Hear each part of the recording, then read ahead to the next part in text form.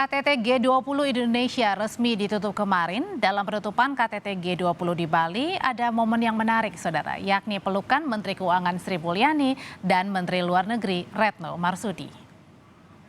Dengan ini saya nyatakan KTT G20 di Bali, Indonesia ditutup. Resmi sudah presidensi Indonesia di KTT G20 15 hingga 16 November 2022. Presiden Jokowi menyerahkan tongkat estafet penyelenggaraan G20 berikutnya kepada Perdana Menteri India Narendra Modi.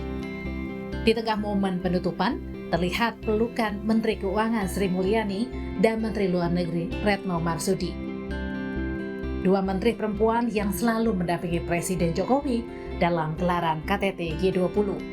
Retno dan Sri Mulyani beserta menteri lain juga bekerja ekstra selama kurang lebih 11 bulan mewujudkan para kepala negara agar hadir di Bali di tengah situasi geopolitik dunia.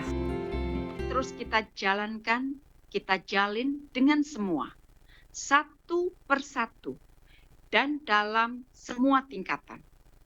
Saya ingin memberikan contoh. Komunikasi intensif yang saya lakukan dengan semua Menlu G20, satu persatu, di sela-sela sidang Majelis Umum PBB di New York bulan lalu.